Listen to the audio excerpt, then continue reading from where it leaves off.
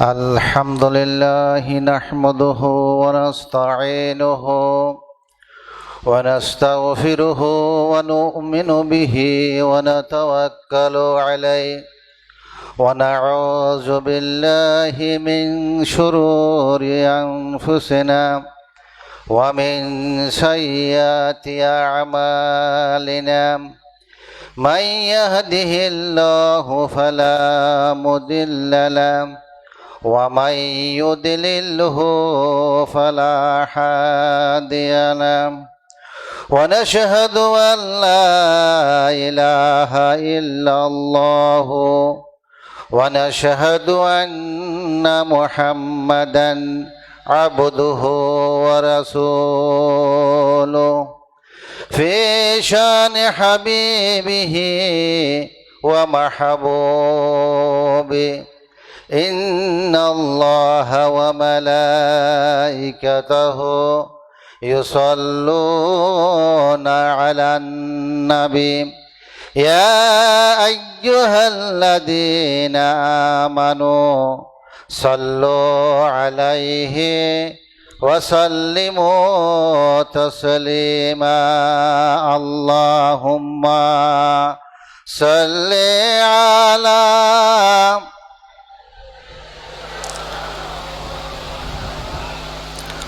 وعلى آل سيدنا مولانا মুহাম্মদ নবীজি আপনার ভালোবাসায় জীবনের গুনাহ মুছে যায় নবীজি আপনার ভালোবাসায় জান্নাত নসিব হয়ে যায় আল্লাহুম্মা সাল্লি আলা সাইয়্যিদিনা মাওলানা মুহাম্মদ ওয়া আলা আলি সাইয়্যিদিনা مولانا محمد بلغ العلا بكماله كشف الدجى بجماله حسنت جميع خصاله صلوا عليه وآله খুনায়ে ফুল তো বুলবুল কা তরন্নুম বিনা হো সামনে দহর মে খলিও কা তবসুম বিনা হো বলগল উলা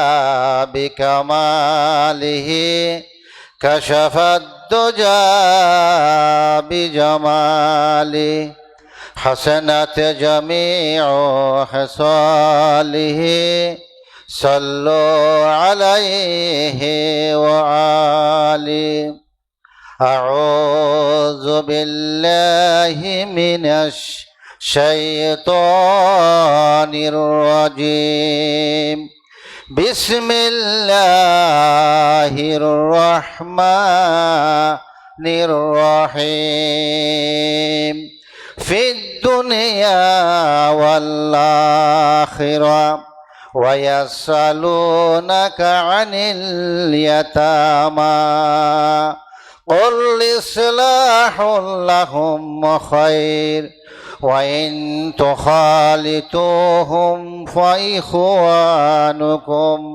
والله يعلم المفسد من المصلح ولو شاء الله لعنتكم إن الله عزيز حكيم صدقت يا رب العالمين عاشق رسول صلى الله عليه وسلم ولكل শিরোমণি মুজাদ্দিদ মাহফিল সিরাতুন নবী সাল্লাল্লাহু আলাইহি ওয়াসাল্লাম আলহাজ শাহ মাওলানা হাফেজ আহমদ রহিমাহুল্লাহ শাহ সাহেব কেবলা সুন্নতি কর্তৃক প্রবর্তিত ৫৪তম ১৯ দিনব্যাপী আন্তর্জাতিক মাহফিলে সিরাতুন নবী সাল্লাল্লাহু আলাইহি ওয়াসাল্লামের ১৭তম দিবসের সম্মানিত সভাপতি, প্রধান অতিথি, বিশেষ অতিথিবৃন্দ, বিশেষ মেহমান আলহাজ মোহাম্মদ নাসিরউদ্দিন সাহেব, ডিরেক্টর আল আরাফা ইসলামী ব্যাংক পিএলসি ও সিবিএম গ্রুপ ঢাকা, মোতাওয়াল্লি কমিটির সভাপতি শাহজাদা মাওলানা হাফিজুল ইসলাম মোহাম্মদ আবুল কালাম আজাদ, ইমাম বাইহাকি ইকবাল, মোতাওয়াল্লি কমিটির সাংগঠনিক সম্পাদক শাহ সাহেব কেবলার দৌহিত্র শাহজাদা মাওলানা আব্দুল মালেক ইবনে দিনার, নাজাত মিডিয়া উপকমিটির আহ্বায়ক শাহজাদা তৈবুল হক সহ শাহ সাহেব রহমতুল্লাহ আলাই এর সকল সদস্যবৃন্দ, অধ্যক্ষ আলহাজ মোহাম্মদ ফারুক হুসাইন সাহেব, অধ্যক্ষ সুন্নতি হাকিমিয়া কামিল মাদ্রাসা লোহাগাড়া চট্টগ্রাম, সম্মানিত ওয়াইএস, আমার আগে যিনি আলোচনা পেশ করেছেন জনাব হযরত মাওলানা মহিউদ্দিন মাহবুব, পিএইচডি গবেষক, চট্টগ্রাম বিশ্ববিদ্যালয়। আমার পরে আলোচনা পেশ করবেন আলহাজ মাওলানা আবু মুসা খালেদ জামিল সাহেব, অধ্যক্ষ আদুনগর ইসলামিয়া কামিল মাদ্রাসা লোহাগাড়া চট্টগ্রাম। আলোচনা পেশ করবেন আলহাজ মোহাম্মদ শাহি আলম সাহেব, উপাধ্যক্ষ সুন্নতি হাকিমিয়া কামিল মাদ্রাসা লোহাগাড়া চট্টগ্রাম। সম্মানিত শ্রোতাবৃন্দ, আফাম ও জনসাধারণ, হযরত উলামায়ে কেরাম, বিশিষ্টজন, আইন শৃঙ্খলায় নিয়োজিত পুলিশ প্রশাসন, সুপ্রিয় সাংবাদিকবৃন্দ, স্কুল কলেজ মাদ্রাসায় পড়ুয়া ছাত্র ভাইয়েরা, পর্দার আড়ালের মা ও বোনেরা, আসসালামু আলাইকুম ওয়া রাহমাতুল্লাহি ওয়া বারাকাতুহু। পরম করুণাময় মহান রব্বুল আলামিনের কাছে সর্বপ্রথম শুকরিয়া আদায় করি যে মহান রব্বুল আলামিন আমাদেরকে এখানে আসার বসার তৌফিক দান করেছেন। সেজন্য আসুন অবনত চিত্তে হৃদয়ের আবেগ অনুভূতি উজাট করে সমবেত কণ্ঠে সকলে বলি আলহামদুলিল্লাহ। অগণিত অসংখ্য দরুদ ও সালাম আল্লাহর সৃষ্টির প্রধান আকর্ষণ, বিশ্বসভার সভাপতি, সকল নবী রাসূলগণের মাতার তাজ, শামসুল হেদায়াত বদরুদ্দোজা, সৈয়দুল সাকালাইন, ইমামুল মুরসালিন, খাতামুন নবীন ওয়াল মুরসালিন, আফতাবে নবুওয়াত, শাহিন শাহে রিসালাত, সরকারে দুজাহান, সুলতানুল মদিনা, নবীউল আম্বিয়া হুজুর আকরাম, নূর মুজাসসাম, নূরুন আলা নূর, সাইয়্যিদিনা হাবিবেনা শফিআনা মাওলানা মুহাম্মদ সাল্লাল্লাহু আলাইহি ওয়াসাল্লামের উপর আল্লাহ জল্ল জিকিরু, যাকে আজ থেকে 1500 বছর আগে প্রেরণ করেছেন সর্বশ্রেষ্ঠ নবী রাসূল হিসাবে। সুপ্রিয় দেশবাসী, বিশ্বের ইতিহাসে সুশৃঙ্খল ও বিষয়ভিত্তিক আলোচনার 19 দিনব্যাপী মাহফিলের আয়োজন এই সিরত ময়দান ছাড়া আরেকটি আছে কিনা আমার জানা নেই। কোরআন সুন্নাহর আলোচনার পাশাপাশি লক্ষ মানুষের আপ্যায়নের সুব্যবস্থা এক বিরল দৃষ্টান্ত। 1952 সাল থেকে এই পর্যন্ত নিরবিচ্ছিন্নভাবে চলে আসা এই মাহফিল কোরআনের চলমান মুজিজার একটি অংশ ও অলুকুল শিরোমণি মুজাদ্দিদে মাহফিলে সিরত শাহ সাহেব কেবলা রহমতুল্লাহ আলাইহির জীবন্ত কারামত। হযরত শাহ সাহেব রহমতুল্লাহ আলাইহি বলেছিল, সুন্নতি খার দিঘির মসজিদ সংলগ্ন কক্সবাজার চট্টগ্রাম রোডের পশ্চিম পাশের এলাকায় রাসূল পাক সাল্লাল্লাহু আলাইহি ওয়াসাল্লামের দুইজন সাহাবার কবর রয়েছেন। আল্লাহর ওলিগণ কাশফের মাধ্যমে সর্বসাধারণের ধারণার বাহিরে অজানা তথ্য দিতে সক্ষম, যা তাদের প্রতি আল্লাহ রাব্বুল আলামিনের অনুগ্রহ। শাহ সাহেব রহমতুল্লাহ আলাইহি কাশফের জগতে উঁচু স্তরের একজন আল্লাহর ওলি, এতে কোনো সন্দেহ নাই। এই মাহফিল নিঃসন্দেহে আল্লাহর কাছে মকবুল মাহফিল। হযরত শাহ সাহেব কেবলা রহমতুল্লাহ আলাইহি নিজ যোগ্যতা বলে এই মাহফিলকে আল্লাহর দরবারে কবুলিয়তের পর্যায়ে নিয়ে গেছেন। এই মাহফিলে ইলম ও রুহানিয়তের অমেয় খুশবু পাওয়া যায়। এই সিরত মাহফিল আজ বিশ্ব দরবারে মিডিয়ার বদৌলতে ঘরে ঘরে পৌঁছানোর সুব্যবস্থা দৃষ্টান্ত স্থাপন করেছেন। বিশেষ করে শাহ সাহেব রহমতুল্লাহ আলাইহি এর রুহানি ফয়েজাত যদি শামেল রেহাল হয়। হে আল্লাহ, 19 দিন ব্যাপী এই সিরাতুন নবী সাল্লাল্লাহু আলাইহি ওয়াসাল্লাম মাহফিলকে কিয়ামত পর্যন্ত জারি রাখুন। যাদের অক্লান্ত পরিশ্রমের বিনিময়ে 2024 সালের এই মাহফিল আল্লাহ তুমি তাদেরকে কবুল করুন। আমাদের স্রষ্টা মহান আল্লাহ তাআলার শান্তি, রহমত ও দয়া সবার উপর বর্ষিত হোক। এই আলোচনায় আপনাদের স্বাগতম। আজ আমার আলোচনার বিষয় এতিম ও অসহায়দের অধিকার রক্ষায় ইসলাম। সুপ্রিয় দেশবাসী, দীর্ঘ 15 বছর পর্যন্ত বাংলার তৌহিদি জনতাকে আল্লাহু আকবার বলতে দেয় নাই, তারা আল্লাহর প্রশংসা করতে দেয় নাই, সুবহানাল্লাহ বলতে দেয় নাই। আজকে আমরা এই মাঠে 15.5 বছরের কফর আদায়ের জন্য নারায়ে তাকবীর স্লোগান দিয়ে তাদের অন্তরে আগুন ধরিয়ে দিতে চাই।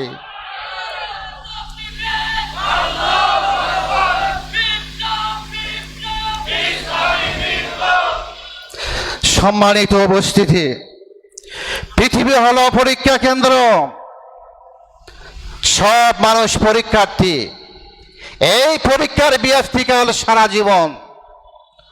দুনিয়ার এই পরীক্ষায় উত্তীর্ণ হতে পারলে পরকালে পাওয়া যাবে কাঙ্ক্ষিত জান্নাত।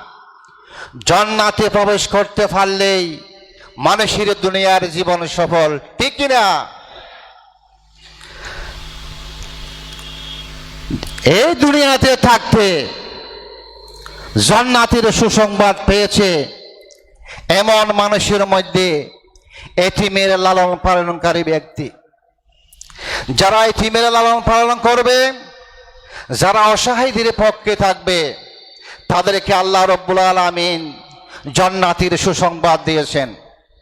আল্লাহ রাব্বুল আলামিন 12টি সূরায় 22টি আয়াতে এতিম সম্পর্কে আলোকপাত করেছেন। আল্লাহ রাব্বুল আলামিন সূরা বাকারা 220 নম্বর আয়াতে বলেন, বিসমিল্লাহির রহমানির রহিম ফিদ দুনিয়া ওয়াল আখিরাহ ওয়া ইয়াসালুনাকা আনিল ইয়াতামা। দুনিয়া ও আখিরাতে লোকে আপনাকে এতিম সম্পর্কে জিজ্ঞাসা করবেন। হে নবী, আপনি বলে দিন, কুল ইসলাহুল লাহুম খায়র, বলো তাদের জন্য সুব্যবস্থা করা উত্তম। ওয়া ইন তুখালিতুহুম ফাইখওয়ানুকুম, তোমরা যদি তাদের সঙ্গে একত্রে থাকো তবে তারা তো তোমাদের ভাই। ওয়াল্লাহু ইয়ালামুল মুফসিদা মিনাল মুসলিহ। আল্লাহ জানেন কে হিতকারী আর কে অনিষ্টকারী। ওয়ালাউ শাআল্লাহু লা'নাতাকুম। আল্লাহ ইচ্ছা করলে এই বিষয়ে তোমাদেরকে অবশ্যই কষ্টে ফেলতে পারতেন। ইন্নাল্লাহা আজিজুন হাকীম। নিশ্চয়ই তিনি মহা ক্ষমতাবান প্রজ্ঞাময়। সে ব্যক্তি মুমিন নয় যে নিজে তৃপ্তি সহকারে আহার করে অথচ তার প্রতিবেশী অনাহারে থাকে। এতিম ও অসহায়দের সাহায্যকারী ব্যক্তি আল্লাহর পথে মুজাহিদের সমতুল্য। আল্লাহর নবী জনাব মুহাম্মদুর রাসূলুল্লাহ সাল্লাল্লাহু আলাইহি ওয়াসাল্লাম যুদ্ধের পোশাক পরে দাঁড়িয়ে আছেন, যুদ্ধের ময়দানে যাবেন। এমন সময় তাহার 3.5 বছরের একজন ছেলে হাতে নিয়ে রাসূল পাক সাল্লাল্লাহু আলাইহি ওয়াসাল্লামকে বললেন, ইয়া রাসূলুল্লাহ, ইয়া হাবিবাল্লাহ, নিশ্চয় আপনি যুদ্ধের ময়দানে যাচ্ছেন। আমার এই 3.5 বছরের ছেলেটিকে আপনার সঙ্গে যুদ্ধের ময়দানে নিয়ে যান। রাসূল পাক সাল্লাল্লাহু আলাইহি ওয়াসাল্লাম মুস্কি হেসে বিধবা মাকে বললেন, কেন আমি আপনার এই ছোট্ট শিশুকে যুদ্ধের ময়দানে নিয়ে যাব? ইয়া রাসূলুল্লাহ, ইয়া হাবিবাল্লাহ, শত্রু পক্ষ যখন আপনাকে ঘায়েল করার জন্য চেষ্টা করবে, তীর মারবে, বল্লম মারবে, তলোয়ার দিয়ে আঘাত করতে চাইবে, আমার এই শিশু সন্তানকে আপনি ডাল হিসাবে ব্যবহার করবেন। সুবহানাল্লাহ, ডাল হিসাবে ব্যবহার করবেন। আল্লাহর নবী জনাব মুহাম্মদুর রাসূলুল্লাহ সাল্লাল্লাহু আলাইহি ওয়াসাল্লাম 3.5 বছর পর্যন্ত গোপনে গোপনে ইসলাম প্রচার করেছিল। যখন প্রকাশ্যে ইসলাম প্রচার শুরু হয়েছে, আল্লাহ রাব্বুল আলামিন যখন নবী পাক সাল্লাল্লাহু আলাইহি ওয়াসাল্লামকে বললেন, ইয়া আইয়ুহার রাসূল বাল্লিগ মা উনজিলা ইলাইকা মিন রাব্বিক। হে নবী, হে হাবিব, তোমার উপর যা আদিষ্ট হয়েছে তুমি এটা প্রচার করো, তুমি এটা প্রচার করো। পৃথিবীর কোনায় কোনায় মানুষের কানে পৌঁছানোর দায়িত্ব আমি রব্বুল আলামিন নিজে গ্রহণ করেছি। আল্লাহর হাবিব জনাব মুহাম্মদ রাসূলুল্লাহ সাল্লাল্লাহু আলাইহি ওয়াসাল্লাম তার আত্মীয় স্বজন প্রতিবেশী সবাইকে যখন একটি পাহাড়ের প্রদেশে আনলেন, হে আমার সাহাবারা, হে মুসলিমরা, হে আমার আত্মীয় স্বজন, আমি যদি তোমাদেরকে বলি এই পাহাড়ের অপর প্রান্তে শত্রুপক্ষ দাঁড়িয়ে আছে আমাদেরকে ঘায়েল করার জন্য, হত্যা করার জন্য, তোমরা কি বিশ্বাস করবা? তারা সবাই এক বাক্য বলল, অবশ্যই আমরা বিশ্বাস করব। আল্লাহ রাসূল বলেছেন, শুনে রাখো, আমি নবী হিসাবে, রাসূল হিসাবে মনোনীত হয়েছি, আমার উপর ইসলাম ধর্ম নাজিল হয়েছে, তোমরা সবাই ইসলাম ধর্ম গ্রহণ করো। লা ইলাহা ইল্লাল্লাহু মুহাম্মাদুর রাসূলুল্লাহ সাল্লাল্লাহু আলাইহি ওয়াসাল্লাম। এভাবে সারা জাহানের মানুষের কাছে ইসলামের দাওয়াত দেওয়া শুরু করলো। যখন ইসলামের দাওয়াত দেওয়া শুরু করলো, তখন নবী পাক সাল্লাল্লাহু আলাইহি ওয়াসাল্লাম সহ এবং মুসলিম যারা সাহাবা যারা, তাদের উপর নির্যাতন নিপীড়ন শুরু হয়ে গেল। এমন এক পর্যায়ে গেল, যারা মর্দ মুজাহিদ, যারা দ্বীনের জন্য কাজ করে, যারা ইসলামের জন্য কাজ করে, তাদেরকে কষ্ট দিচ্ছে। যেহেতু বলা হয়েছে ওই ব্যক্তি মুজাহিদের সমতুল্য, যে দ্বীনের পক্ষে কাজ করে, ইসলামের পক্ষে কাজ করে, এতিমদের লালন পালনকারী ব্যক্তি, তাদের সমতুল্য বলেছেন লা ইলাহা ইল্লাল্লাহু মুহাম্মাদুর রাসূলুল্লাহ সাল্লাল্লাহু আলাইহি ওয়াসাল্লাম। তাদের বর্বর নির্যাতনে সর্বপ্রথম ইসলামের ইতিহাসে আম্মারের মা সুমাইয়া সর্বপ্রথম শহীদ হয়েছেন। ইসলামের ইতিহাসে ইসলামের জন্য, দ্বীনের জন্য সর্বপ্রথম যিনি শহীদ হয়েছেন তার নাম কি? আম্মারের মা সুমাইয়া। এইবার আপনারা বলুন, এই বৈষম্য বিরোধী ছাত্র আন্দোলনকে কেন্দ্র করে সর্বপ্রথম যিনি শহীদ হয়েছেন তার নাম কি? তার নাম হলো আবু সাঈদ। হুজুরে বলেছেন তার নাম আবু সাঈদ। আবু সাঈদ মুগ্ধ, শেষ হয়নি যুদ্ধ, রক্তের উপর বাসছিল দেশ, হে খুনিরা তোমাদের সময় শেষ। শহীদের স্মরণে বই করে না মরণে, দিল্লি যখন সুখ রাঙ্গাবে দাঁড়িয়ে যাবে সবাই শত্রুকে পরাজিত করার জন্য। দিল্লি যখন আমার বাংলাদেশের প্রতি নজর দিবে, চোখ তুলবে, স্ত্রীরা পর্যন্ত স্বামীর অনুমতি ছাড়া যুদ্ধের ময়দানে ঝাঁপিয়ে পড়বে। সুতরাং ভারতের গাদ্দারের দিন শেষ। বাংলাদেশের যে কোনো সিদ্ধান্ত বাংলাদেশে গ্রহণ করবে। আল্লাহ রাব্বুল আলামিন বলেছেন, হে আমার বান্দারা, ওই বাড়ি, ওই ফারাম, ওই এলাকা সর্বোত্তম সেই ঘরের মধ্যে একজন এতিম আছে, যে ঘরের মধ্যে একজন এতিম আছে এবং তাহাকে লেখাপড়ার বার গ্রহণ করেছে, নিজের সন্তানের মতো লালন পালন করে। আল্লাহ রাব্বুল আলামিন বলেছেন সেই ঘরটা উত্তম এবং বলেছেন ওই ঘরটা নিকৃষ্ট যে ঘরের মধ্যে একজন এতিম আছে এবং সেই এতিমের কোনো দেখবার গ্রহণ করে না, সে এতিমের কোনো মান সম্মান নাই। এমনকি সে এতিম বাপের পৈতৃকভাবে যে সম্পদের মালিক হয়েছেন সে সম্পদ পর্যন্ত তারা লুট করে খেয়ে ফেলেছেন। এইরকম গড়কে নিকৃষ্ট বলে বলেছেন এবং ওই ঘরকে উত্তম বলেছেন যেই ঘরের মধ্যে একজন এতিম আছে এবং সেই এতিমের লালন পালনের বার গ্রহণ করেছে, সেই বাড়িটা উত্তম।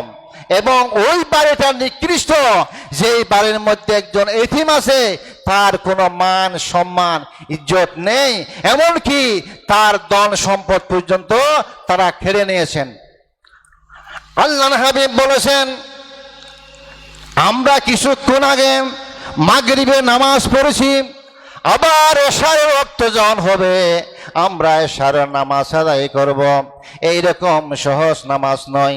একজন মানুষ মহাবনা মাঝের মধ্যে ঘুরতে গেছে, ঘুরতে ঘুরতে উত্তর দক্ষিণ পূর্ব পশ্চিম টের পাচ্ছে না।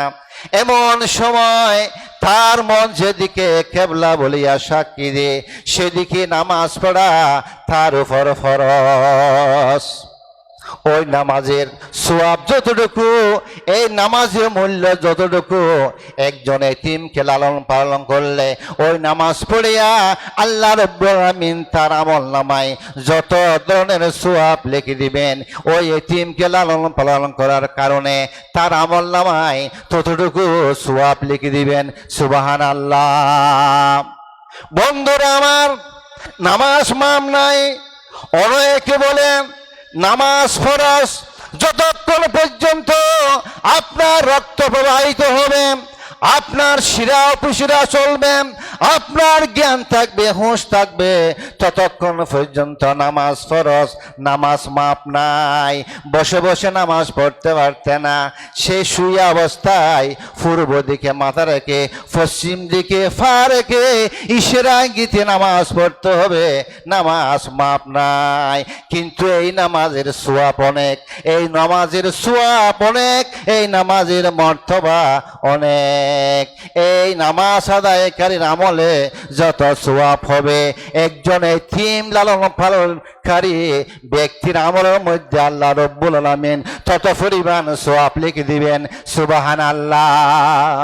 বন্ধুরা আমার, আরেকজন মানুষ সাগরে মাছ ধরতে গেছেন, হঠাৎ করিয়া নৌকা থেকে পানির মধ্যে পড়ে গেছেন।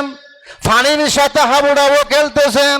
আল্লাহ রাব্বুল আলামিন বলেন তার গায়ের মধ্যে কোনো পোশাক নাই, তার গায়ের মধ্যে কোনো ফ্যান নাই, কোনো কিছু নাই। মনে হয় মাগরিবের ওয়াক্ত হয়েছে মনে করিয়া পানির মধ্যে সাঁতরাচ্ছে। সেই মুহূর্তে যদি সে রাতে নামাজ আদায় করে, আল্লাহ রাব্বুল আলামিন বলেন এটা হলো তার সর্বশ্রেষ্ঠ নামাজ। সুবহানাল্লাহ। এই সাগরের মধ্যে ভাসমান অবস্থায় নামাজ পড়ে ওই আল্লাহর বান্দা যে সওয়াব অর্জন করেছে, ঠিক তদ্রুপ একজন এতিমকে লালন পালন করলে ঠিক তদ্রুপ তার আমলনামার মধ্যে সেই রকম সওয়াব লিখে দিবেন। সুবহানাল্লাহ। এভাবে তার আমলনামায় সওয়াব লিখে দিবেন। যখন রমজান মাস আসে, রমজান মাস যখন আসে, আমরা সবাই রোজা রাখি আল্লাহকে খুশি করার জন্য। যেহেতু সেই রমজানের সওয়াব আল্লাহ রাব্বুল আলামিন নিজ হাতে বন্টন করিবেন, সেহেতু আমরা সবাই রোজা রাখি আল্লাহর দিদার লাভ করার জন্য, আল্লাহর রেজামন্দ হাসিল করার জন্য। সারাদিন উপবাস থাকে, যে সওয়াব অর্জন হয় ঠিক তদ্রুপ ওই বাড়ির মধ্যে একজন এতিম আছে, এতিমকে লালন পালন করে এবং অসহায়, ফারার মধ্যে অসহায় আছেন, জানের সৎকা মালের যাকাত মনে করিয়া হক বলে কিছু সাহায্য দিন। এভাবে যদি আপনার কাছে হাত পাতে, তাহলে আপনি যদি তাকে 1 লক্ষ টাকা দান করেন, 50,000 টাকা দান করেন, 5 টাকা পর্যন্ত দান করেন, তাহলে আপনার আমলনামার মধ্যে এমন সওয়াব দেওয়া হবে, আপনার আমলনামায় এমন সওয়াব দেওয়া হবে যেভাবে রোজা রাখিলে যে সওয়াব অর্জন হয়। সুবহানাল্লাহ। সারাদিন রোজা রেখে উপবাস থেকে যেই সওয়াব অর্জন হয়, একজন অসহায় গরিব মিসকিন বিধবা, আমাদের ফারার প্রতিবেশী, আমাদের ফারার সদস্য, এইরকম অসংখ্য আছে কিনা? আছে। অথচ ধনের ভিতরে গরিবের হক আছে। গরিবের কি আছে? হক আছে। বুখারী শরীফের হাদিস 5360, রাসূল পাক সাল্লাল্লাহু আলাইহি ওয়াসাল্লাম ইরশাদ করেন, আমিও এতিম লালন পালনকারী জান্নাতে এভাবে থাকবো। তিনি তর্জনী ও মধ্যমা আঙ্গুলি প্রদর্শন করে বলেছেন সুবহানাল্লাহ। এর সাথে সুসংবাদ আর কি আছে? যদি একজন অসহায়কে আপনি তাকে দান করেন, একজন বিধবাকে যদি আপনি দান করেন, একজন এতিমকে যদি আপনার ছেলে বলে মনে করিয়া, আপনার বোন বলে মনে করিয়া, আপনার ভাগিনী বলে মনে করিয়া যদি আপনি তাকে লালন পালন করেন, তাহলে অবশ্যই আল্লাহ রাব্বুল আলামিন আপনার আমলনামায় নামাজের সমপরিমাণ, রোজার সমপরিমাণ, এবং হাদিস শরীফেতে এসেছে লক্ষ লক্ষ টাকা খরচ করে মানুষ মক্কা শরীফে হজ করার জন্য গিয়েছে। নবী পাক সাল্লাল্লাহু আলাইহি সাল্লামের রওজা মুবারকের সামনে সালাম দিয়েছে। যত পরিমাণ সওয়াব অর্জন করবে একজন অসহায়, একজন গরিব, একজন মিসকিন, একজন এতিমকে যদি আপনি লালন পালন করেন, দান সৎকা করেন, সমপরিমাণ আপনাকে সওয়াব দেবে। সুবহানাল্লাহ। সুতরাং আমার দেশে এতিমদেরকে ফাঁকির মতো গুলি করা হয়েছে, আমার দেশে অসহায়দেরকে ফাঁকির মতো গুলি করা হয়েছে। আল্লাহ রাব্বুল আলামিন জানে বাংলাদেশের মানুষ এতিমদেরকে ভালোবাসে না, বাংলাদেশের মানুষ অসহায়দের পক্ষে নয়, বাংলাদেশের মানুষ ছাত্র ছাত্রীদের পক্ষে নাই। আল্লাহ রাব্বুল আলামিন জানেন, তাই আল্লাহ রাব্বুল আলামিন 1400 বছর আগে, 1500 বছর আগে সেই কথাটা কোট করে দিয়েছেন। আল্লাহ রাব্বুল আলামিন বলেন সূরা আল ফজর 17 নম্বর আয়াতে আল্লাহ রাব্বুল আলামিন বলেন, কাল্লা বাল্লা তুকরিমুনাল ইয়াতীম, না না না, কখনো না, বরং তোমরা এতিমদেরকে সম্মান করো না। ওয়ালা তাহাদ্দুনা আলা তুআমিল মিসকিন, এবং তোমরা অসহায়কে খাদ্য দানে পরস্পর উৎসাহিত করো না, উৎসাহিত করো না। আপনারা অসহায়দেরকে সাহায্য করো না। জানেন সৎকা মালের যাকাত মনে করে হক খুলে কিছু সাহায্য দিন। এভাবে যখন গরিব অসহায় এতিম মানুষ আপনার কাছে আসে, আপনি মুখ ফিরাইয়ে রাখেন, অথচ তাদের সুখের ফানি, তাদের সুখের ফানি এমন দামি। আমি একটু উদাহরণ দিলে আপনারা বুঝবেন। কিয়ামত হবে কোথায়? শাম দেশে। কিয়ামত হবে কোথায় হুজুর? শাম দেশ। শাম দেশে হাসর মাঠ, হাসর মাঠের আয়োজন করবে আল্লাহ রাব্বুল আলামিন শাম দেশে। সেই শাম দেশটা হলো ফিলিস্তিন, সিরিয়া, জর্দান এবং লেবানন। এই 7টি রাজ্য, 7টা দেশের মধ্যে আল্লাহ রাব্বুল আলামিন মানুষদেরকে মডেল হিসাবে দেখানোর জন্য হাসরের ময়দানের আয়োজন করবেন। সেই হাসরের ময়দানের মধ্যে আল্লাহ রাব্বুল আলামিন যারা এতিমদেরকে লালন পালন করেননি, যারা অসহায়দের পক্ষে কাজ করেননি, যারা অসহায়দেরকে সাহায্য সহযোগিতা করেননি, তাদের অবস্থা দেখার জন্য ইচ্ছা করে তারা কেন জাহান্নাম কামাই করেছে, তাদেরকে মডেল হিসাবে দেখানোর জন্য শাম দেশের মধ্যে আল্লাহ রাব্বুল আলামিন জাহান্নামকে আনার জন্য মালেক ফেরেশতাকে অর্ডার দেবেন, হে মালেক ফেরেশতা, জাহান্নাম নিয়ে আসো, জাহান্নাম নিয়ে আসো। এই জাহান্নামের চতুর্দিকে 70,000 শিকল আছে। একটা শিকলের মধ্যে 70,000 ফেরেশতারা আছে। আল্লাহ রাব্বুল আলামিন যখন অর্ডার করবে, জাহান্নাম চলে আসবে কোথায়? কোথায় চলে আসবে? কিয়ামতের মাঠে, অর্থাৎ হাসরের ময়দানে চলে আসবে। তখন আল্লাহ রাব্বুল আলামিন কাছে অন্যান্য নবীরা কাঁদবে, ক্রন্দন করবে, মানুষ হতাশ হয়ে যাবে, অন্যান্য নবীরা বেহুশ হয়ে যাবে। আমার নবী, বিশ্ব নবী, সাইয়্যিদুল মুরসালিন, বিশ্বসভার সভাপতি, সকল নবী রাসূলগণের মাতার তাজ, শামসুল হেদায়েত, বদরুদ্দোজা, সৈয়দুল সাকালাইন, ইমামুল মুরসালিন, খাতামুন নবীন ওয়াল মুরসালিন, জনাবে মুহাম্মদুর রাসূলুল্লাহ সাল্লাল্লাহু আলাইহি ওয়াসাল্লাম আল্লাহর কুদরতের পায়ে সিজদা দিয়ে বলবেন, রব্বুল আলামিন, হাসরের ময়দান থেকে আপনি জাহান্নাম সরান। যেভাবে লাফিয়ে লাফিয়ে আসতেছে, মনে হয় হিসাব নিকাশ করতে দেবে না, আপনি জাহান্নামকে এখান থেকে সরান। এই কথা বলার সঙ্গে সঙ্গে আল্লাহ রাব্বুল আলামিন বললেন, হে হাবিব, তুমি তোমার সের মুবারক তুলো। আল্লাহর হাবিব জনাবে মুহাম্মদুর রাসূলুল্লাহ সাল্লাল্লাহু আলাইহি ওয়াসাল্লাম সের মুবারক তুললেন। আল্লাহ রাব্বুল আলামিন আমার প্রিয় হাবিবকে এক গ্লাস পানি দিয়ে বললেন, এই আমার হাবিব, এই পানিটুকু নিয়ে তুমি জাহান্নামের দিকে অগ্রসর হও এবং জাহান্নামের মধ্যে পানি ছিটকে মারো।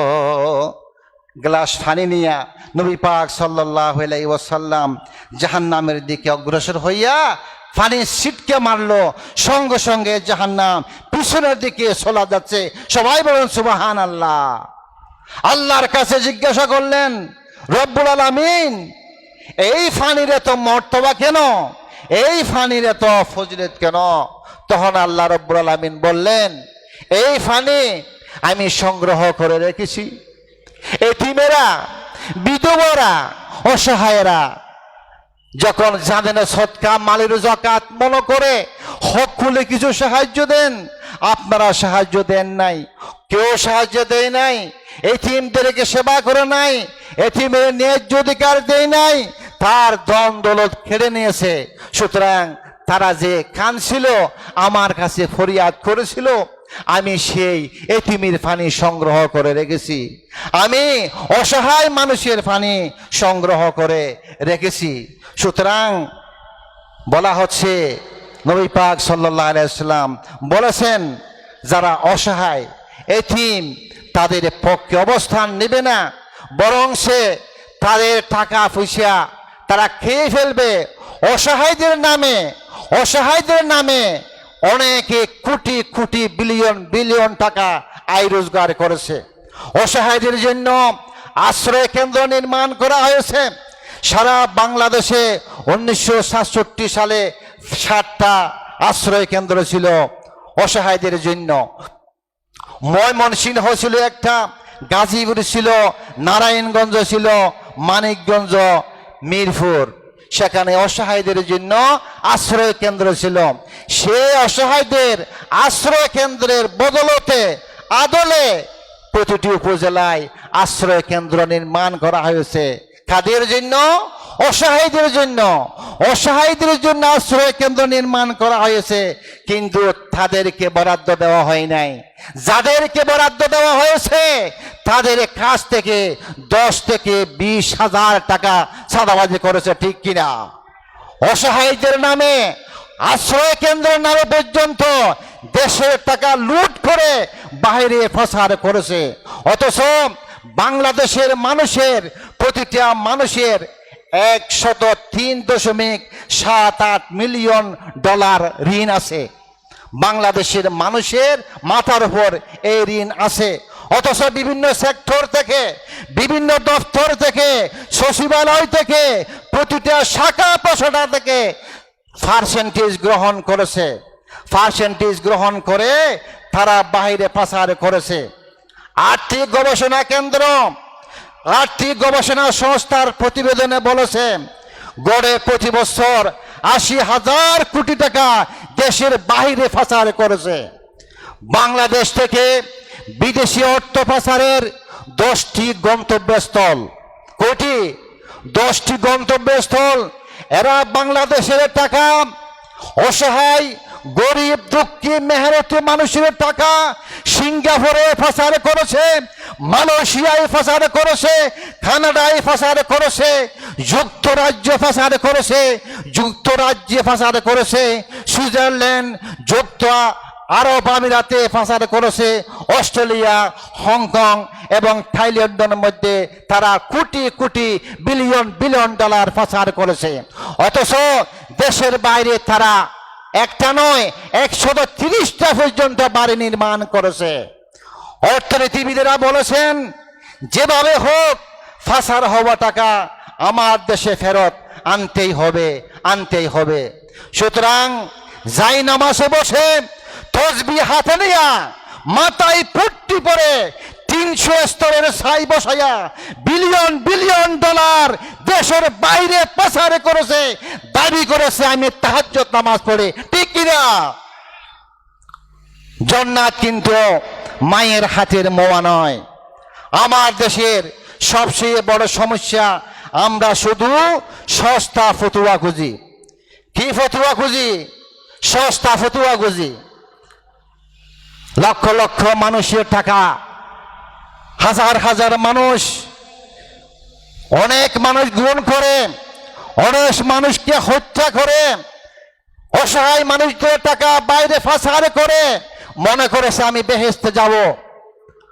হয়তো বাংলাদেশের আইন অনুযায়ী 200টি মামলা যদি হয়, যদি সর্বোচ্চ শাস্তি হবে তার ফাঁসি একবার। কিন্তু আল্লাহ রাব্বুল আলামিনের কাঠগড়ে যদি আপনি 2000 মানুষকে হত্যা করে থাকেন, লক্ষ লক্ষ মানুষের টাকা আপনি দেশের বাইরে পাচার করে থাকেন, এর জন্য আপনার শাস্তি হবে একবার নয়, যতবার আপনি যতজন মানুষ হত্যা করেছেন ততবার শাস্তি আল্লাহ রাব্বুল আলামিন কাল কিয়ামতের ময়দানে দেবে। এভাবে দেবে। যখন শাস্তি দেওয়া শুরু করবে, দুজখের মধ্যে তার চামড়া খসে পড়বে, আবার পুনরায় চামড়া গজাবে। এইভাবে 2000 মানুষ যদি হত্যা করে 2000 বার তাকে শাস্তি দেবে, ঠিক কিনা? সুতরাং আমার দেশের মানুষকে হত্যা করে অসহায়, নিরহ, এতিম, মিসকিন ছাত্র ছাত্রীদের অধিকার আদায়ের জন্য যে আন্দোলন করেছিল, অথচ তাদের সম্মান দেয় নাই, তাদেরকে অবজ্ঞা করা হয়েছে। আজকে আমি বলবো, জনাব পরিচালক স্যারকে বলতেছি, বিষয়ভিত্তিক আলোচনা হোক, সিরাতের আলোচনা হোক, মিলাদুন নবী সাল্লাল্লাহু আলাইহি ওয়াসাল্লামের আলোচনা হোক, কোরআনের আলোচনা হোক, বিষয়ভিত্তিক আলোচনা হোক। সেই বিষয়ভিত্তিক আলোচনার মধ্যে যদি নবী মুহাম্মদ সাল্লাল্লাহু আলাইহি ওয়াসাল্লামের শান মান নিয়ে একটু আলোচনা না হয়, তাহলে সেই আলোচনাটা পূর্ণাঙ্গ হবে না, সে আলোচনাটা পূর্ণতা পাবে না। তাই আমি বলতে চাই, আমাদের শাহ সাহেব হুজুর কেবলা এ রবিউল আউয়াল মাসের 11 তারিখ মাহফিল শুরু করেছে। কারণ কি? রমজান মাস হলো শ্রেষ্ঠ মাস, আর রবিউল আউয়াল মাস হলো সর্বশ্রেষ্ঠ মাস তিনটি কারণে। কয়টি কারণ? তিনটি কারণে। লাইলাতুল কদরের কারণে, লাইলাতুল কদরের দিন কোরআন নাজিল হয়েছে। এই রাতের কারণে আল্লাহ রাব্বুল আলামিন পুরা রাত, পুরা মাসকে দামি করে দিয়েছেন। আর 12 রবিউল আউয়াল নবী মুহাম্মদ মুস্তাফা সাল্লাল্লাহু আলাইহি ওয়াসাল্লাম বিশ্বসভার সভাপতি জনাব মুহাম্মদ রাসূলুল্লাহ সাল্লাল্লাহু আলাইহি ওয়াসাল্লাম পৃথিবীতে প্রেরিত হয়েছে। কেউ যদি বলে জন্মগ্রহণ করেছে, আপনাকে তওবা করতে হবে। আল্লাহ রসুলকে সৃষ্টি করা হয়েছে এই বিশ্বজগৎ সৃষ্টির আগে 570 খ্রিস্টাব্দে নবী পাক সাল্লাল্লাহু আলাইহি ওয়াসাল্লাম জন্মগ্রহণ করেছে, একথা কোথাও নাই। বলা হয়েছে ওয়ামা আরসালনাকা ইল্লা রাহমাতাল লিল আলামিন। আল্লাহ রাব্বুল আলামিন বলেছেন, আমি রহমত স্বরূপ নবী মুহাম্মদ মুস্তাফা সাল্লাল্লাহু আলাইহি ওয়াসাল্লামকে বিশ্ব জগতের মধ্যে প্রেরণ করেছি। এখানে কি জন্মের কথা আছে? নাই, প্রেরিত হয়েছে। আমার নবী পৃথিবীতে এসেছেন, পৃথিবীর মধ্যে তশরিফ এনেছেন। আমার নবীকে সৃষ্টি করা হয়েছে সবার আগে, সব কিছু সৃষ্টির আগে আমার নবী মুহাম্মদ মুস্তাফা সাল্লাল্লাহু আলাইহি ওয়াসাল্লামকে সৃষ্টি করা হয়েছে। মনে রাখবেন, আমার নবী রাহমাতুল লিল আলামিন কিয়ামত পর্যন্ত এবং কিয়ামতের পরেও আমার নবীর শান মান, আমার নবীর শান মান কিয়ামতের পর পর্যন্ত। আমি আজকে উদাত্ত কণ্ঠে বলতে চাই, আজ থেকে কিয়ামত পর্যন্ত যত আদম সন্তান জন্মগ্রহণ করবেন, তাদের গড় আয়ু হবে 63 বছর। কত বছর? 63 বছর। যেহেতু আমার নবী সাল্লাল্লাহু আলাইহি ওয়াসাল্লাম 63 বছর পরে দুনিয়া থেকে বিদায় গ্রহণ করেছেন। আর কিয়ামত পর্যন্ত যত আবিষ্কার হবে, উদ্ভাবন হবে আমার নবীর শানের কারণে। কিয়ামত পর্যন্ত সব বিজ্ঞানীরা আমার নবীর কাছে যে কোরআন এসেছে, সেই কোরআনের কাছে ভিক্ষুকের মতো দাঁড়িয়ে থাকবেন। আমার নবী সাল্লাল্লাহু আলাইহি ওয়াসাল্লামকে বলেছেন, পৃথিবীর সর্বকালের সর্বশ্রেষ্ঠ মহামানব মুহাম্মদ সাল্লাল্লাহু আলাইহি ওয়াসাল্লামের অর্থই হলো প্রশংসিত। সবাই বলে সবচেয়ে প্রভাবশালী রাজনৈতিক, সামাজিক, আধ্যাত্মিক বড় মাপের নেতা কে? যদি এই প্রশ্ন আমি আপনাদেরকে ছুড়ে দিই, আপনারা অবশ্যই বলবেন জনাব মুহাম্মদ রাসূলুল্লাহ সাল্লাল্লাহু আলাইহি ওয়াসাল্লাম। 1978 সালের সমকালীন গণিতবিদ মাইকেল হার্ট এবং ইতিহাসবিদদের নিয়ে 100 জন মানুষের উপর একটি বই রচনা করেছেন। সেই বইয়ের মধ্যে নবী মুহাম্মদ মুস্তাফা সাল্লাল্লাহু আলাইহি ওয়াসাল্লাম চূড়ান্ত নবী জনাব মুহাম্মদ রাসূলুল্লাহ সাল্লাল্লাহু আলাইহি ওয়াসাল্লামকে 1 নম্বরে রাখতে বাধ্য হয়েছেন। তারা 32টি ক্যাটাগরি ভাগ করেছেন। সুতরাং এই ক্যাটাগরি সবটা পাওয়া গেছে মুহাম্মদ রাসূলুল্লাহ সাল্লাল্লাহু আলাইহি ওয়াসাল্লাম এর মধ্যে, আর কারো মধ্যে ছিল না। মাইকেল হার্ট বলেছিল, আমি যেহেতু খ্রিস্টান, আমি যীশু খ্রিস্টকে, ঈসা আলাইহিস সালামকে 1 নম্বরে রাখতে চেয়েছিলাম, কিন্তু ঈসা আলাইহিস সালামকে আমি 1 নম্বরে রাখতে পারি নাই। জর্জ বার্নার্ড শ বলেছেন, নবী মুহাম্মদ সাল্লাল্লাহু আলাইহি ওয়াসাল্লাম যদি বিশ্বায়নের এই যুগে থাকতেন, পৃথিবীর সকল সমস্যা সমাধান করতে পারতেন। এরকম মহামানব পৃথিবীতে আর জন্ম হবে না। তিনি একমাত্র সর্বকালের সর্বশ্রেষ্ঠ মহামানব নূর নবী মুহাম্মদ রাসূলুল্লাহ সাল্লাল্লাহু আলাইহি ওয়াসাল্লাম। আমার নবীর শান মান আকাশচুম্বী আরশচুম্বী। ভারতের হিন্দু সাধু ব্রাহ্মণ রামগিরি মহারাজ বলেছেন, আমার নবী সাল্লাল্লাহু আলাইহি ওয়াসাল্লাম এর শান আরশচুম্বী শানের বিপক্ষে কথা বলেছেন, তাকে শাস্তির আওতায় আনতে হবে। হিন্দু দূতাবাসকে সুখোজ করুন, বাংলাদেশ থেকে ভারতে একটি ইলিশ মাছের চালানো যাবে না, ভারতের সঙ্গে কোনো চুক্তি হবে না। এ কেমন বন্ধু রাষ্ট্র? বর্ষার সময় আমাদেরকে ফারাক্কার বান টিফার মান সব গেট খুলে দে, সুদিনে সব গেট বন্ধ। পানির অভাবে বাংলার কৃষকরা চাষাবাদ করতে পারে না। শুধুমাত্র ভারতের প্রধানমন্ত্রী মোদীকে খুশি করার জন্য আদমশুমারির নাম পরিবর্তন করে তারা জনশুমারি করেছে, ঠিক কিনা? গণপ্রজাতন্ত্রী বাংলাদেশ সরকারকে বলবো, পুনরায় আদমশুমারি লিখে দিন। পৃথিবীর সব মানুষ আদম থেকে সৃষ্টি। পৃথিবীর সব মানুষ কি থেকে সৃষ্টি? আদম থেকে সৃষ্টি। অন্যায়, ব্যভিচার, জুলুম, নির্যাতন করতে করতে মানুষের জাত নিয়ে পর্যন্ত তারা টানাটানি করেছিল। মানুষ নাকি বানর থেকে সৃষ্টি, বলা হয় নাই? শিক্ষক হিসেবে বলতে হয়, যখন আমরা হাই স্কুলে ছাত্রছাত্রীদেরকে পড়ালেখা করার জন্য যাই, বিজ্ঞান বইয়ের মধ্যে, সমাজ বইয়ের মধ্যে বানর থেকে মানুষ সৃষ্টি সেই কথা পড়াতে হয়েছে। মানুষ নাকি বানর থেকে সৃষ্টি হয়েছে। যার মুখ দিকে বলেছেন জাফর বজ্জাত, সেই পুঁজিবাদের প্রধান, পেশিবাদ সরকারের প্রধান আর তার অনুসারীরা বানরের সৃষ্টি। আমরা মুসলমান, আমরা আদমের সৃষ্টি, ঠিক কিনা? আমরা কার সৃষ্টি? আদম আলাইহিস সালামের সৃষ্টি।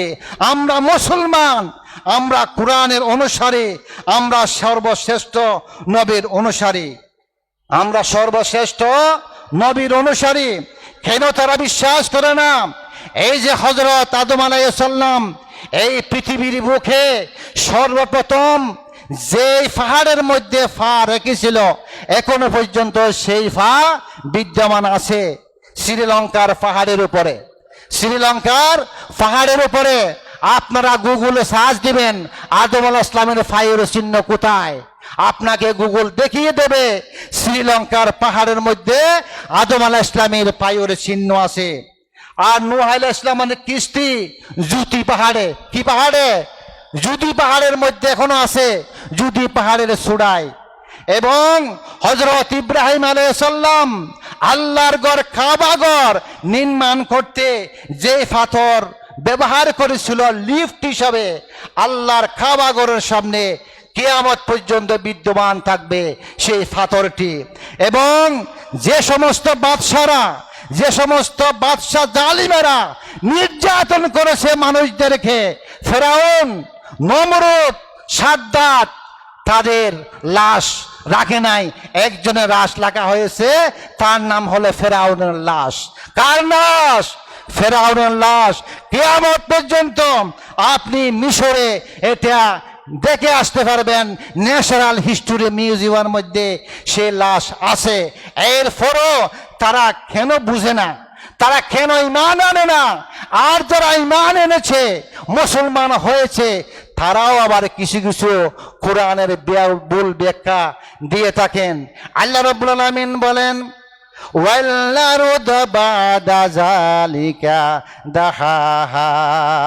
এবং আল্লাহ পৃথিবীকে ডিম্বাকৃতি করে সৃষ্টি করেছেন। সুবহানাল্লাহ। কি আকৃতি? ডিম্বাকৃতি, অর্থাৎ উট পাখির ডিমের মতো সৃষ্টি করেছে পৃথিবীকে। 1400 বছর আগে আমার নবী সাল্লাল্লাহু আলাইহি ওয়াসাল্লাম বলেছেন। বর্তমান বিজ্ঞানীরা একমত হয়েছে, তারা বলতেছে এই সৌরজগৎ, এই পৃথিবী, এই গ্রহ নক্ষত্র এক সময় মিলিত ছিল। জ্যোতির্বিজ্ঞানীরা, নাসার বিজ্ঞানীরা বলেছে বিশ্বজগতের একটি বড় পিণ্ড আকারে ছিল। মহাবিস্ফোরণের ফলে ছায়াপথ সৃষ্টি হয়েছে, তারা সৃষ্টি হয়েছে, নক্ষত্র সৃষ্টি হয়েছে, পৃথিবী সৃষ্টি হয়েছে। যার যার জন্য এক একটা রেখা আছে। ঠিক তদ্রূপ হযরত আদম আলাইহিস সালাম থেকে নবী মুহাম্মদ সাল্লাল্লাহু আলাইহি সাল্লাম পর্যন্ত যত নবী পৃথিবীতে এসেছেন একই রেখার মধ্যে। আমি আজকে এই মাহফিলে বলতে চাই, আমার নবী সাল্লাল্লাহু আলাইহি সাল্লামকে সর্বপ্রথম সৃষ্টি করেছেন, ফাটানো হয়েছে সবার পরে, ফাটানো হয়েছে সবার পরে। আরেকটা কথা না বললেই নয়, মানুষ সৃষ্টির ব্যাপারে আল্লাহ রাব্বুল আলামিন বলেছেন, আমি মানুষ সৃষ্টি করেছি, ওয়াজআলনা মিনাল মাই কুল্লা শাইইন হাই আফালা ইউমিনুন, আমি প্রাণবান সব কিছু সৃষ্টি করেছি পানি থেকে, তবু কি তারা বিশ্বাস স্থাপন করে না? কি থেকে? পানি থেকে। পানি থেকে সব প্রাণী আল্লাহ রাব্বুল আলামিন সৃষ্টি করেছেন। এবং সূরা আত-তারিক 7 থেকে 6-7 নম্বর আয়াতে বলেছেন, খলিকা মিন মাইন দাফিকিন, তাকে সৃষ্টি করা হয়েছে সবেগে বেরিয়ে আসা পানি থেকে। এখানে নাফাক কোনো শব্দ আসে নাই। আল্লাহ রাব্বুল আলামিন বলেছেন, ইয়াখরুজু মিন বাইনি সুলবি ওয়াত তরাইব, এটা নির্গত হয় মেরুদণ্ড ও বক্ষফাজের মধ্য থেকে। এখানে নাজিস কোনো শব্দ আসে নাই। নুন জিন সিন, নাজিস শব্দ অর্থ হলো নাফাক এবং অপবিত্র, অপবিত্র একথা কেন আসে নাই। সুতরাং আমার দেশের অনেক আলেমরা বলে থাকে নাফাক পানি থেকে নাকি মানুষ সৃষ্টি হয়েছে, নাউজুবিল্লাহ। ভিতর থেকে ভিতরে চলে যায়, মানুষ পবিত্র। আপনি এখন মাঠের মধ্যে বসে আছেন, আপনি পবিত্র। আপনি যখন স্ত্রীজাহানায় যাবেন অথবা লেট্রিনের মধ্যে গিয়া আপনি ফাহেনা পেশরাব করবেন, যখন বাইরে চলে যায় তখন সেটা নাফাক হয়। ভিতরে যা থাকে সব কিছু ফাঁক, ঠিক কিনা? সব কিছু ফাঁক। সুতরাং ভিতর থেকে ভিতরে যায়, এজন্য সেখানে নাফাক বলা যাবে না। আর একটা কথা না বললে নয়, দরুদ এবং সালাম। দরুদ এবং সালাম নিয়ে অনেক কথাবার্তা হচ্ছে, অথচ আমরা সবাই বলে থাকি সুবহানা রব্বিকা রব্বিল ইজ্জতি আম্মা ইয়াসিফুন ওয়া সালামুন আলাল মুরসালিন ওয়ালহামদুলিল্লাহি রব্বিল আলামিন। পবিত্রতা আপনার রবের, মহা সম্মান রবের জন্য যা আরোপ করা হয়েছে, এবং শান্তি সালাম আনুগত্য প্রেরিত নবীর উপর। এরপরে বলা হয়েছে ওয়ালহামদুলিল্লাহি রব্বিল আলামিন। আমার নবীর উপর সালাম দিতে হবে, আমার নবীর উপর দুরূদ পড়তে হবে। মনে রাখবেন, আমরা বিআফি নবীর উম্মত। আমরা কি নবীর উম্মত? বিআফি নবীর উম্মত। বিনা দরখাস্তে আমরা শ্রেষ্ঠ নবীর উম্মত হয়েছি তা না, আমরা আল্লাহর কাছে বায়োমেট্রিক দিয়ে এসেছি, টিপ সই দিয়ে এসেছি। শুধুমাত্র আমাদেরকে স্বাধীনতা দেওয়া হয়েছে, আপনার যা ইচ্ছা তা করতে পারবেন। আল্লাহ অসংখ্য অসংখ্য নিয়ামত হালাল করেছেন, কুটি হইও একবারে মুষ্টিময় কিছু হারাম করেছেন। এজন্য আপনাকে ক্ষমতা দেওয়া হয়েছে, স্বাধীনতা দেওয়া হয়েছে। তাই বলে আপনি আপনার মন যা চায় তা আপনি করতে পারবেন না। আমার নবীর সামনে কেউ বেয়াদবি করলে আল্লাহ সহ্য করবেন না। রাসূল পাক সাল্লাল্লাহু আলাইহি ওয়াসাল্লাম যা আদেশ করেছেন, যা নিষেধ করেছেন তা আমাদের মেনে চলতে হবে। এতিমদের সম্মান করতে হবে, অসহায়দেরকে সম্মান করতে হবে। অসহায় এতিম আপনার প্রতিবেশী, আপনার ঘরের মধ্যে একজন এতিম আছে, সে ঘরটা নবী পাক সাল্লাল্লাহু আলাইহি ওয়াসাল্লাম উত্তম ঘর বলে আখ্যা দিয়েছেন, বলেছেন। এবং একটা ঘরের মধ্যে এতিম আছে, সেই এতিমের ধন সম্পদ খেয়ে ফেলে এবং সে এতিমের দেখাবার করে না, ভালোবাসে না, নিজের সন্তানের মতো মনে করে না, উচ্চশিক্ষা শিক্ষিত হওয়ার জন্য কোনো ব্যবস্থা গ্রহণ করে না। সেই ঘরকে আল্লাহ রাব্বুল আলামিন নিকৃষ্ট বলেছেন। দ্বীনের পক্ষে কাজ করুন, দ্বীনের পক্ষে কাজ করতে হবে। মনে রাখবেন, ইসলামের পক্ষে মানুষকে আহ্বান করা ফরজের উপরে ফরজ। আয় আল্লাহ, এই 19 দিন ব্যাপী আন্তর্জাতিক সিরাতুন নবী সাল্লাল্লাহু আলাইহি ওয়াসাল্লামকে আপনি কিয়ামত পর্যন্ত জারি রাখুন। যাদের অক্লান্ত প্রচেষ্টার বিনিময়ে 2024 সালের এই মাহফিল আল্লাহ তুমি তাদেরকে কবুল করুন। সুতরাং আমাদের একটাই পরিচয়, সেটা হলো আমরা মুসলমান, আমরা বিয়াফি নবীর উম্মত। আমাদের পরিচয়, আমরা জাতীয় পার্টি বিএনপি, জামাত, হেফাজত, সুন্নি, শিয়া, ওয়াহাবি, সালাফি, হানাফি, আহলে হাদিস, কওমি, ফুলফড়ি, আটরশি, মাঝবান্ডারি, সরমোনাই, এগুলো আমাদের পরিচয় নয়। আমাদের একমাত্র পরিচয় হলো আমরা মুসলমান। আমরা কি?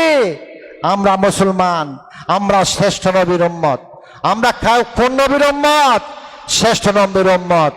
যারা ইদানিং শহীদ হয়েছেন তাদের স্মরণে আমরা একটু জিকির করি, আল্লাহ আল্লাহ আল্লাহ লা ইলাহা ইল্লাহ, আল্লাহ আল্লাহ আল্লাহ লা ইলাহা ইল্লাহ।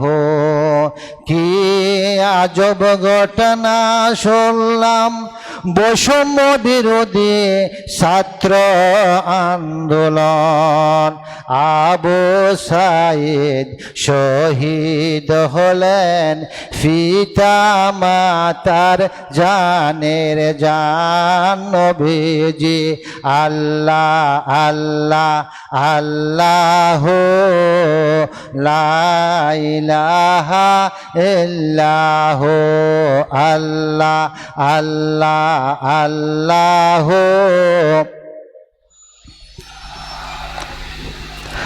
আবু সাইদের মা কান্দিয়া আইলেন রংপুরের ময়দান,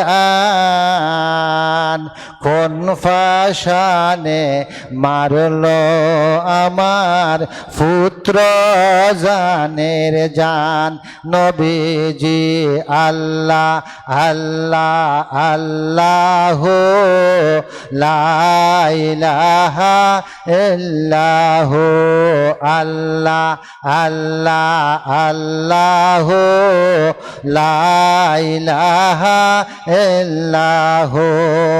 19 দিন ব্যাপী আন্তর্জাতিক মাহফিলে সিরত, সুন্নতির সাহেব এর জীবন্ত কারামত। আল্লাহ আল্লাহ আল্লাহ লা ইলাহা ইল্লাহ, আল্লাহ আল্লাহ আল্লাহ লা ইলাহা ইল্লাহ, লা ইলাহা ইল্লাল্লাহ মুহাম্মাদুর রাসূলুল্লাহ সাল্লাল্লাহু আলাইহি ওয়াসাল্লাম। ওয়া মা আলাইনা ইল্লাল বালাগ। আসসালামু আলাইকুম ওয়া রাহমাতুল্লাহি ওয়া বারাকাতুহু।